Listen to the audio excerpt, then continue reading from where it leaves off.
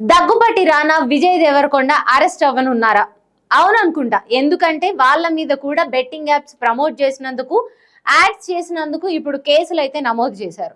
వారితో పాటు అంటే మొత్తంగా 25 మంది మీద మియాపూర్ పోలీస్ స్టేషన్ లో కేసులు అయితే నమోదయ్యాయి.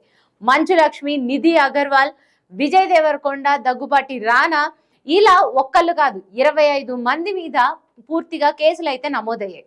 ఈ కేసులు విచారణ అనంతరం వారు అరెస్ట్ అవ్వనున్నారా లేదా అనేది అయితే మనకి క్లియర్ కట్ ఇన్ఫర్మేషన్ అయితే వస్తుంది. వీళ్ళని ఎవరైతే బెట్టింగ్ యాప్స్ ని ప్రమోట్ చేశారో వాళ్ళందరూ తప్పు చేసినట్లుగా వాళ్ళని విచారణకు తీసుకుంటున్నారు పోలీసులు. మరి బెట్టింగ్ యాప్స్ ని ప్రమోట్ చేయమని బెట్టింగ్ యాప్స్ యజమానులు ఎవరైతే ఉన్నారో వాళ్ళని దాని మీద అంటే బెట్టింగ్ యాప్స్ మొత్తంగా మూయించే విధంగా పోలీసులు ఎలాంటి చర్యలు తీసుకొని ఉన్నారు అనే దాని మీద కూడా సామాన్యులలో కొన్ని క్వశ్చన్స్ అయితే రేకెత్తిస్తున్నాయి. సజ్జనార్ గారు ఎప్పుడైతే దీని మీద ఉక్కుపాదం మోపాలని నిర్ణయించుకున్నారో ఆ రోజు నుంచి ఇటువైపుగా చర్యలు మొదలయ్యాయి. అందరూ పోలీసులు అలర్ట్ అయ్యారు. వారితో పాటు నా అన్వేషణ ప్రపంచ యాత్రికుడు అన్వేష్ ఎవరైతే ఉన్నారో తను మాట్లాడిన విధానంతో కూడా ఆయన సజ్జనార్ గారు మాట్లాడిన ఒక లైవ్ వీడియోతో ఈ బెట్టింగ్ యాప్స్ ఒక్కసారిగా భూమిలోకి వచ్చింది. ఎప్పటి నుంచో బెట్టింగ్ యాప్స్ ప్రమోషన్ చేయొద్దు, అది తప్పు అని మాట్లాడడం అయితే జరుగుతుంది. ఆ రోజు నుంచి ఇదంతా స్టార్ట్ అయితే ఈ రోజు ఒక కొలిక్కి వచ్చింది. పంజాగుట్ట, మియాపూర్ పోలీస్ స్టేషన్లలో ఇలాంటి కేసులు అయితే నమోదు చేసి ఒక్కొక్కరిని విచారణకు అయితే పిలవడం జరుగుతుంది. Already tasty Teja, Bigg Boss Vishnupriya అయితే ఈ రోజు వరకు హాజరయ్యారు పోలీసుల ముందు విచారణకి. అండ్ ఈ రోజు ఇంకొక నలుగురు కూడా సెలబ్రిటీస్ కానీ ఇన్ఫ్లుయెన్సర్స్ కానీ అక్కడ పోలీసుల ముందు విచారణకు వెళ్ళే అవకాశం అయితే ఉంది. అయితే ఇప్పుడు ఈ బెట్టింగ్ యాప్స్ మీద తెలిసి చేశారా తెలియక చేశారా అంటే తెలిసి చేసినా తెలియక చేసినా బెట్టింగ్ యాప్స్ ప్రమోషన్ అనేది తప్పే. ఎంఎస్ ధోని చేస్తున్నారు, రానా దగ్గుపాటి చేస్తున్నాడు, లేకపోతే విజయ్ దేవరకొండ చేస్తున్నాడు, మేము చేస్తే ఏమవుతుందిలే అన్నట్టు ఎవరైతే ఇన్ఫ్లుయెన్సర్స్, యూట్యూబర్స్ బెట్టింగ్ యాప్స్ ని ప్రమోట్ చేశారో అవన్నీ మెడకి ఉచ్చులా బిగించుకుంటూ వస్తున్నాయి. ఏదైనా ఇప్పుడు పేకాట ఆడితే పోలీసులు పట్టుకెళ్తారు అనేది మన అందరికీ తెలుసు కదా. అందుకే కదా డబ్బులు పెట్టి పేకాట ఆడరు. అండ్ క్రికెట్ జరిగేటప్పుడు క్రికెట్ బెట్టింగ్ చేసినా కూడా పోలీసులు అరెస్ట్ చేస్తారని తెలుసు కదా. మరి అలాంటి టైంలో ఈ బెట్టింగ్స్ అనేది ఎందుకు తప్పు, లేకపోతే వీటిని ప్రమోట్ చేస్తే మమ్మల్ని అరెస్ట్ చేస్తారు అని ఎందుకు ఇన్ఫ్లుయెన్సర్స్ గ్రహించలేకపోయారు, లేకపోతే సెలబ్రిటీస్ ఎందుకు గ్రహించలేకపోయారు అనేది అయితే మనం ఇక్కడ ఆలోచించాల్సిన విషయం. ఇంకొకటి, బెట్టింగ్ యాప్స్ ఏ లెవెల్లో ఉన్నాయంటే నేను మీకు ఒక చిన్న ఉదాహరణ చెప్తా వినండి. ఏంటంటే బెట్టింగ్ యాప్స్ ని ప్రమోట్ చేయడానికి ఒక్కొక్క ఇన్ఫ్లుయెన్సర్స్ కి 10,000 ఫాలోవర్స్ ఉన్న ఇన్ఫ్లుయెన్సర్ కి 1,00,000 ఫాలోవర్స్, మిలియన్స్ లో ఫాలోవర్స్ ఉన్న ఇన్ఫ్లుయెన్సర్స్ కి ఒక్కొక్క వాళ్ళకి ఒక్కొక్క రేట్ ఉంటుందంట. అంతేకాదు ఈ రేట్ ఏంటి, ప్రమోట్ చేసి ఒక వీడియో పెట్టినందుకు ఇవి ఇచ్చే డబ్బులు ఇలా కాదంట.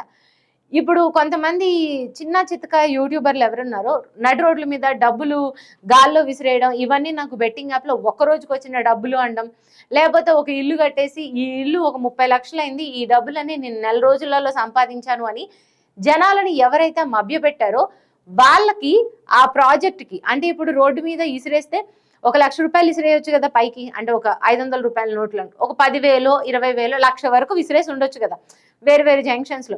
ఆ డబ్బులు కూడా బెట్టింగ్ యాప్ వాళ్ళే ఇస్తారంట. ఆ విసిరేసే 1,00,000 దానికి ఆ మనిషికి వచ్చే వ్యూస్ ని బట్టి, లేకపోతే అలాంటి వీడియోలు ఈ ప్రమోషన్ చెయ్యండి అని కూడా బెట్టింగ్ యాప్స్ వాళ్ళు చెబుతూ దానికి మళ్ళీ నెలకు నీకు ఇంతిస్తా అనే మాటలు కూడా మాట్లాడుకుంటారంట. ఇది ఎంత పెద్ద ఒక సోషల్ మీడియా ఏదైతే ఉందో ఇప్పుడు నార్మల్ జీవితాల్లో ఇంకేమీ లేవు, సోషల్ మీడియా తప్ప. సినిమాలు పోయాయి, లేకపోతే మందు, సిగరెట్లు, డ్రగ్స్ అన్నీ పోయాయి, సోషల్ మీడియా మాత్రమే వచ్చింది. ఇప్పుడు ఇది ఒక భూతం. చిన్నపిల్లలకి ఫోన్ ఇచ్చి వారి స్కిల్స్ అన్నిటినీ ఎలా అయితే చంపేస్తున్నామో సోషల్ మీడియా యువత చేతిలో పెట్టి కూడా వాళ్ళ ఆలోచించే థాట్ ప్రాసెస్ని కూడా అలానే చంపేస్తున్నాం. అందుకే చాలా మంది ఇలాంటి పిచ్చి పిచ్చి యాప్స్లో బెట్టింగ్స్ అవి పెట్టి ఎంతో నష్టపోయారు. డబ్బులు నష్టపోతే ప్రాబ్లం కాదు, ఈ రోజు కాకపోతే రేపు సంపాదించుకోవచ్చు, ఈ సంవత్సరం కాకపోతే 10 సంవత్సరాలకు సంపాదించుకోవచ్చు. ప్రాణం పోయిందంటే మళ్ళొకసారి రాదు. ప్రాణం విలువ వేరు. దానికి ఒక బెట్టింగ్ యాప్స్ కి బలైపోయింది. చీమ, దోమ, ఈగ లాంటివి కాదు కదా ప్రాణం అంటే అవంటే పుట్టుకతోనే అది ఎప్పుడు చచ్చిపోద్ది, 5 రోజులు చచ్చిపోద్ది, 10 రోజులు చచ్చిపోద్ది, ఒక నెలకు చచ్చిపోద్ది అని ఒక పీరియడ్ ఉంటుంది. మానవ జీవితం అలా కాదు. ఇలాంటి బెట్టింగ్ యాప్స్ లో ప్రమోట్ చేసి, లేకపోతే బెట్టింగ్ యాప్స్ లో ఇన్వెస్ట్ చేసి ఇప్పుడు అందరి మీదకి ఈ పోలీస్ కేసులు అంటే చిన్న విషయమా? ఇలాంటి ఇప్పుడు ఇది ఎంతవరకు దారితీస్తుందో. యాక్చువల్లీ ఇలాంటి ఏమైనా జరిగినప్పుడు ఇన్ఫ్లుయెన్సర్స్నైనా ఎవరినైనా లేకపోతే ఒక మొదటి తప్పిదంగా పరిగణించి వాళ్ళకు ఒక క్రమశిక్షణ చర్యలు అండి కౌన్సిలింగో లేకపోతే ఏదో ఒకటి వాళ్ళకి అవేర్నెస్ క్రియేట్ చేయడం లాంటివి చెప్పి పంపించేస్తే ఒక్కొక్కరికి బుద్ధి వస్తుంది, దాంతో అయిపోతుంది ఇక్కడితో.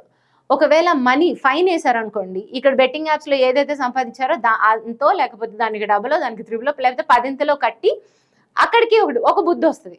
ఒకవేళ ఇది కాకుండా 5 ఏళ్ళు జైలు శిక్ష పడే ఛాన్సెస్ కూడా ఉన్నాయంట. అలా 5 ఏళ్ల జైలు శిక్ష కనుక ఈ ఇన్ఫ్లుయెన్సర్స్కి సెలబ్రిటీస్కి పడితే వాళ్ళ గతి ఏమవుతుంది?